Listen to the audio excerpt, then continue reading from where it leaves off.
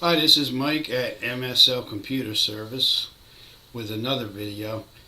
In this video, I want to talk about what a lot of people are doing wrong, a lot of users of computers.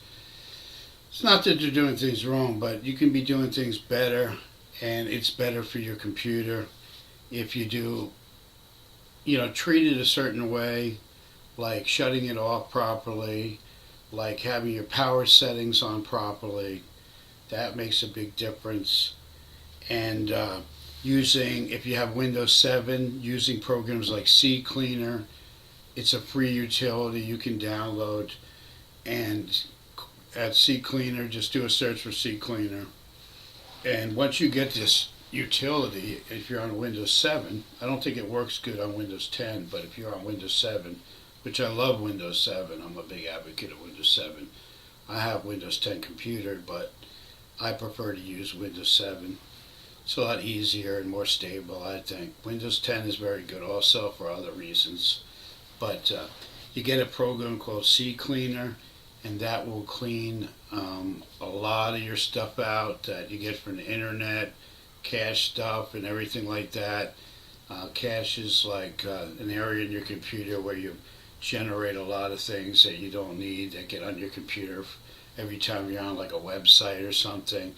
So, and also go into your control panel and go into your power options and make sure you change your power option from balance or whatever it's set to, set it to high performance. High performance, some people don't believe it, but it will run better if you have it in high performance. Whether it's your desktop or your laptop, make sure your power setting is set to high performance. That makes a difference.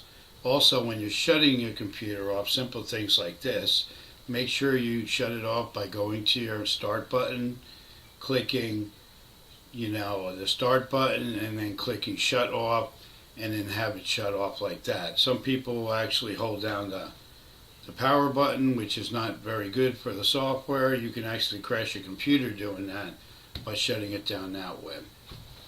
And also, if your computer starts up very slow, if you notice it takes a long time to start and it takes a long time to shut off, what you do is you go to your start button and go to the run box and type in msconfig, which is msconfig, and then hit OK.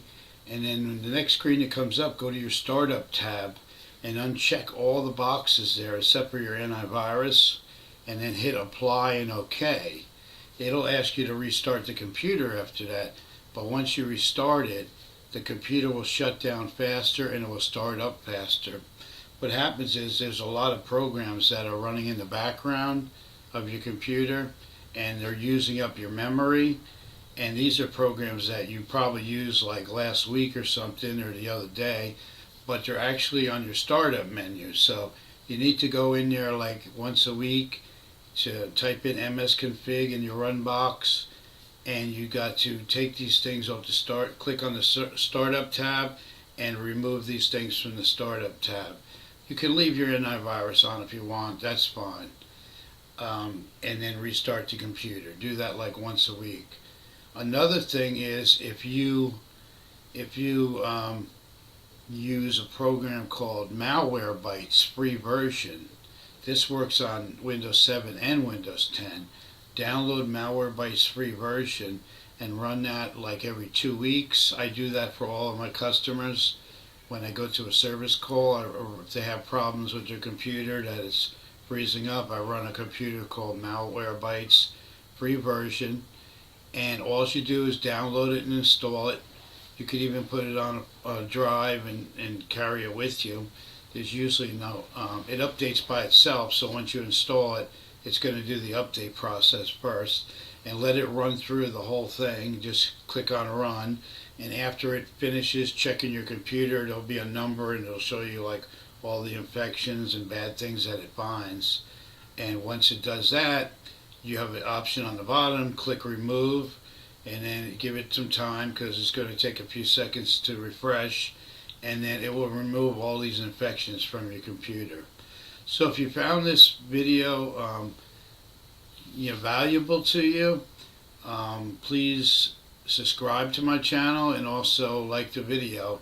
I'm going to be bringing you more videos, and if you have any topics you want videos on, just leave a little comment, and I'll make sure in the future I make videos that you're interested in. This is really good basic information, and I would say put it to use. See you in the next video. We'll see you again. Talk to you later.